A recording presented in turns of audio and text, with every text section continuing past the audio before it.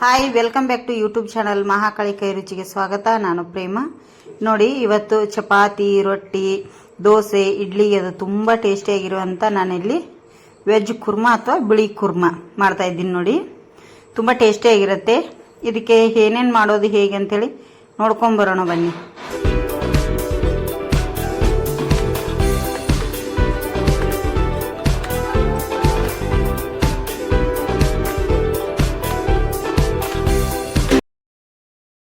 ಇಲ್ಲಿ ಬಿಳಿ ಕುರ್ಮಾ ಮಾಡಲಿಕ್ಕೆ ಮೊದಲಿಗೆ ಒಂದು ಅಗಲವಾಗಿರುವಂಥ ಪಾತ್ರೆ ತೊಗೊಂಡಿದ್ದೀನಿ. ಅದಕ್ಕೆ 1.5 ಟೇಬಲ್ ಸ್ಪೂನ್ ಅಷ್ಟು ಎಣ್ಣೆ ಕೂಡ ಹಾಕಿದ್ದೀನಿ.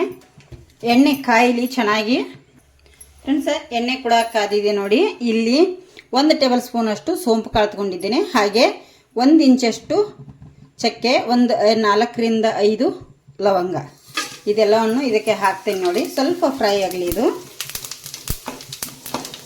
ಈಗ ಫ್ರೈ ಆಗಿದೆ. ಇದಕ್ಕೆ ಕಟ್ ಮಾಡಿಟ್ಟಿರೋಂಥ ಈರುಳ್ಳಿ ಕೂಡ ಸೇರಿಸ್ತಾ ಇದ್ದೀನಿ.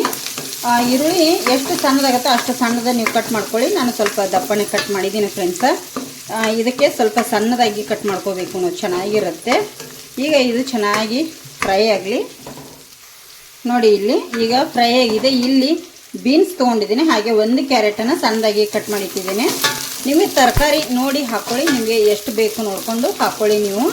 ಈಗ ಇದನ್ನು ಸ್ಲೋ ಉರಿಯಲ್ಲಿ ನಾನಿಲ್ಲಿ ಚೆನ್ನಾಗಿ ಫ್ರೈ ಮಾಡ್ಕೋತೇನೆ ಮೊದಲು. ನೋಡಿ, ಇಲ್ಲಿ ಫ್ರೈ ಆಗಿದೆ. ಈಗ ಇದಕ್ಕೆ ಸ್ವಲ್ಪ ಉಪ್ಪನ್ನು ಕೂಡ ಸೇರಿಸ್ತಾ ಇದ್ದೀನಿ. ಎಷ್ಟು ನೋಡಿ, ರುಚಿಗೆ ತಕ್ಕಷ್ಟು ನೋಡಿಕೊಂಡು ಹಾಕ್ಕೊಳ್ಳಿ. ಈಗ ಇದನ್ನು ಮಿಕ್ಸ್ ಮಾಡ್ಕೋತೇನೆ ಚೆನ್ನಾಗಿ. ನೋಡಿ, ಈ ಸಮಯದಲ್ಲಿ ಇದಕ್ಕೆ 1 ಟೊಮೆಟೊನ ಕಟ್ ಮಾಡಿ ಸೇರಿಸ್ತಾ ಇದ್ದೀನಿ. ಟೊಮೆಟೊ ಸ್ವಲ್ಪ ಬೇಗ ಮೆತ್ತಗಾಗೋದ್ರಿಂದ ಸ್ವಲ್ಪ ಲೇಟ್ ಮಾಡಿ ಸೇರಿಸ್ತಾ ಇದ್ದೀನಿ ಇಲ್ಲಿ. ಈಗ ಇದು ಚೆನ್ನಾಗಿ ಫ್ರೈ ಆಗಲಿ. ಇನ್ನೊಂದು 2 ನಿಮಿಷ ಇಲ್ಲಿ ನಾನು ಮಿಕ್ಸಿಯಲ್ಲಿ ರುಬ್ಕೋತೇನೆ. ನೋಡಿ, ಇಲ್ಲಿ ಈಗ ಚೆನ್ನಾಗಿ ಫ್ರೈ ಆಗಿದೆ ಫ್ರೆಂಡ್ಸ. ಇದಕ್ಕೆ ನಾನು ಹಸಿ ಬಟಾಣಿ ಇಲ್ಲ ಅಂಥೇಳಿ ನಿನ್ನೆ ನೈಟು ಒಣ ಬಟಾಣಿ ನೆನೆ ಇಟ್ಟು ಈಗ ಕುಕ್ಕರಲ್ಲಿ 1 ಸಿಟಿ ಕುದಿಸ್ಕೊಂಡಿದ್ದೇನೆ. ಅದನ್ನು ಕೂಡ ಇದಕ್ಕೆ ಸೇರಿಸ್ಕೊತಾ ಇದ್ದೆ. ನೋಡಿ, ಈಗ ಇದನ್ನು ಕೂಡ ಮಿಕ್ಸ್ ಮಾಡ್ಕೊಳ್ಳಿ ಚೆನ್ನಾಗಿ.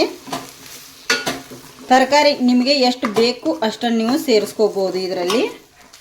ನೋಡಿ, ಇಲ್ಲಿ ಈಗ ಇದಕ್ಕೆ ಎಷ್ಟು ನೀರು ನೋಡಿ, ನಾನು ಒಂದು ಚಿಕ್ಕ ಗ್ಲಾಸಿಂದ ನೀರನ್ನು ಸೇರಿಸ್ತಾ ಇದ್ದೀನಿ. ಜಾಸ್ತಿ ಸೇರಿಸೋದಿಲ್ಲ. ಆಮೇಲೆ ಮಸಾಲೆ ಹಾಕಿದ ಮೇಲೆ ನೋಡಿದರೆ ಆಯಿತು. ಈಗ ತರಕಾರಿ ಕುದಿಸ್ಲಿಕ್ಕೆ ನಾನು ಇಷ್ಟ ನೀರನ್ನು ಸೇರಿಸಿದ್ದೇನೆ. ಈಗ ಇದು 1 ರಿಂದ 3 ನಿಮಿಷ ತರಕಾರಿನ ಕುದಿಸ್ಕೊತೇನೆ. ಇದ್ರ ಮೇಲೆ ಒಂದು ಮುಚ್ಚಳ ಮುಚ್ಚಿ. ನೋಡಿ, ಇಲ್ಲಿ 1 ರಿಂದ 3 ನಿಮಿಷ ಇದು ಕುದೀಲಿ. ನೋಡಿ, ಇಲ್ಲೊಂದು ಮಿಕ್ಸಿ ಜಾರ್ ತೊಗೊಂಡಿದ್ದೇನೆ. ಒಂದು ಸ್ವಲ್ಪ ಕಾಯಿ ತುರಿ, ನಿಮಗೆ ಬೇಡ ಅಂದರೆ ಕಪ್ಪಂದು ತೆಗಿಬೋದು. ನಾನು ಇಲ್ಲಿ ಎಲ್ಲ ಸಮೇತ ಹಾಕ್ತಾಯಿದ್ದೀನಿ. 1 ಇಂಚಷ್ಟು ಶುಂಠಿ ಹಸಿದು, ರುಚಿಗೆ ತಕ್ಕಷ್ಟು ಕಾಯಿ ಮೆಣಸು, ಖಾರಕ್ಕೆ ಎಷ್ಟು ಬೇಕು ನೋಡಿ. ಈಗ ಸ್ವಲ್ಪ ಇದಕ್ಕೆ ಕಾಯಿ ಹಾಕಿದ್ದೀನಿ, ಹಸಿ ಕಾಯಿ. ಹಾಗೆ 1 ಟೇಬಲ್ ಸ್ಪೂನಷ್ಟು ಗಸಗಸೆನ ಹಾಕ್ತಾಯಿದ್ದೀನಿ. ಹಾಗೆ ಇಲ್ಲಿ ನಾನು 2 ರಿಂದ 3 ಗಂಟೆಗಳ ಕಾಲ ನೆನೆಸಿ ಗೋಡಂಬಿ ಕೂಡ ಹಾಕ್ತಾಯಿದ್ದೀನಿ. ನೀರು ಸಮೇತನ ಹಾಕೊಂಡ್ಬಿಡ್ತೇನೆ. ಈಗ ಇದನ್ನು ನುಣ್ಣಗೆ, ಎಷ್ಟು ನುಣ್ಣಗೆ ಆಗುತ್ತೋ ಅಷ್ಟು ನುಣ್ಣಗೆ ಇದನ್ನು ನಾವು ರುಬ್ಬಬೇಕಾಗುತ್ತೆ. ಈಗ ನೋಡಿ, ಎಷ್ಟು ನುಣ್ಣಗೆ ಆಗುತ್ತೋ ಅಷ್ಟು ನುಣ್ಣಗೆ ನಾನಿಲ್ಲಿ ರುಬ್ಬಿದ್ದೇನೆ. ಈಗ ತರಕಾರಿ ಬೇಯಿಸ್ಲಿಕ್ಕೆ ಇಟ್ಟಿದ್ದೆಲ್ಲ ನೋಡೋಣ ಬನ್ನಿ. ನೋಡಿ, ಇಲ್ಲಿ ತರಕಾರಿ ಬೇಯ್ತಾ ಇದೆ, ಬೆಂದಿದೆ. ನೋಡಿ ಎಷ್ಟು ಚೆನ್ನಾಗಿ. ಈಗ ಇದಕ್ಕೆ ರುಬ್ಬಿರುವಂಥ ಮಿಶ್ರಣ ಹಾಕೋಣ ಫ್ರೆಂಡ್ಸ. ನಾನು ಸಾರಿ, ಆವಾಗಲೇ ನಿಮಗೆ ತೋರಿಸೋದು ನೆನಪಾಗಿದ್ದಿಲ್ಲ. ನಾನು ಬಟಾಟಿ, ಆಲೂಗಡ್ಡೆ ಸಿಪ್ಪೆ ತೆಗೆದು ಕಟ್ ಮಾಡಿ ಇಟ್ಟಿದ್ದೆ. ಅದನ್ನು ಸ್ಕಿಪ್ ಆಗಿದೆ ನಿಮಗೆ ತೋರಿಸ್ಲಿಕ್ಕೆ ಹೋದರೆ. ಈಗ ಅದು ಕೂಡ ಇದರೊಟ್ಟಿಗೆ ಬೆಂದಿದೆ ಫ್ರೆಂಡ್ಸ. ಈಗ ಇದಕ್ಕೆ ನಾನು ರುಬ್ಬಿಟ್ಟಿರುವಂಥ ಪದಾರ್ಥನ ಸೇರಿಸ್ತೇನೆ. ನೋಡಿ, ಇಲ್ಲಿ ಎಲ್ಲವನ್ನು ತರಕಾರಿ ಈಗ ರುಬ್ಕೊಂಡಿರುವಂಥ ಮಿಶ್ರಣನ ಎಲ್ಲ ಇದಕ್ಕೆ ಸೇರಿಸ್ತಾ ಇದ್ದೀನಿ. ನೋಡಿ, ಇದು ಹಸಿ ವಾಸನೆ ಹೋಗೋವರೆಗೆ ನಾವು ಫ್ರೈ ಮಾಡ್ಕೋಬೇಕು. ನಿಮಗೆ ಇಲ್ಲಿ ಮಸಾಲೆ ಜಾಸ್ತಿ ಬೇಕಂದರೆ ಇನ್ನೂ ಕ್ವಾಲಿಟಿ ಜಾಸ್ತಿ ತೊಗೊಳ್ಳಿ. ನಮಗೆ ಇಷ್ಟು ಸಾಕಂಥೇಳಿ ನಾನು ಜಾಸ್ತಿ ಮಸಾಲೆ ಬೇಡ, ತರಕಾರಿನೇ ಜಾಸ್ತಿ ಇರಲಿ ಅಂಥೇಳಿ ಹಾಕಿದ್ದೀನಿ. ಈಗ ಮಿಕ್ಸಿ ಜಾರಿಗೆ ಸ್ವಲ್ಪ ನೀರು ಹಾಕ್ತೇನೆ ಫ್ರೆಂಡ್ಸ. ನೋಡಿ, ಇಲ್ಲಿ ಈಗ ನೋಡಿ, ಈಗ ಇದನ್ನು ಮಿಕ್ಸಿ ಮಾಡ್ತೇನೆ ಎಲ್ಲವನ್ನು ಚೆನ್ನಾಗಿ. ಈಗ ನೀವು ಸ್ವಲ್ಪ ಇದು ಬೆಂದ ಮೇಲೆ ಚೆಕ್ ಮಾಡ್ಕೊಳ್ಳಿ ಉಪ್ಪದು. ನೋಡಿ, ಈಗ ಕುದಿ ಟೈಮಲ್ಲಿ ಸ್ವಲ್ಪ ಉಪ್ಪ ಖಾರ ಚೆಕ್ ಮಾಡ್ಕೊಳ್ಳಿ. ಸ್ವಲ್ಪ ಉಪ್ಪು ಕಡಿಮೆ ಆಗಿದೆ ಫ್ರೆಂಡ್ಸ. ಖಾರ ಕರೆಕ್ಟ್ ಇದೆ. ನಾನಿಲ್ಲಿ ಉಪ್ಪನ್ನು ಕೂಡ ಸೇರಿಸ್ತಾ ಇದ್ದೀನಿ ಇನ್ನೊಂಚೂರು. ನೋಡಿ, ಬಿಳಿ ಕೂರ್ಮ ರೆಡಿಯಾಗಿದೆ. ಚಪಾತಿ ಮತ್ತು ದೋಸೆ ಪೂರಿಗೆ ತುಂಬ ಚೆನ್ನಾಗಿರುತ್ತೆ ಫ್ರೆಂಡ್ಸ. ಸ್ವಲ್ಪ ಫ್ಲೇವರಿಗೋಸ್ಕರ ಇಲ್ಲಿ ಪುದೀನ ಹಾಕ್ತಾಯಿದ್ದೀನಿ ನೋಡಿ, ಸಣ್ಣದಾಗಿ ಕಟ್ ಮಾಡಿ.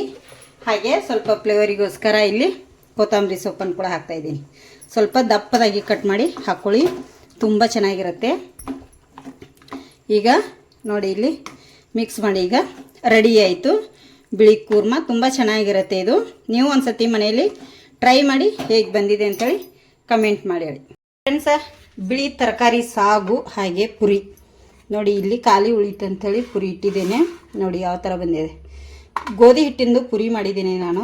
ನೋಡಿ, ಗರಿ ಗರಿಯಾಗಿ ತುಂಬ ಚೆನ್ನಾಗಿರ್ತವೆ ಪುರಿ. ಹಾಗೆ ತರಕಾರಿ ಸಾಗು ಮಸ್ತಾಗಿದೆ ಫ್ರೆಂಡ್ಸ. ಸ್ವಲ್ಪ ಕಾಯಿ ಮೆಣಸು ನೋಡ್ಕೊಂಡು ಹಾಕ್ಕೊಳ್ಳಿ.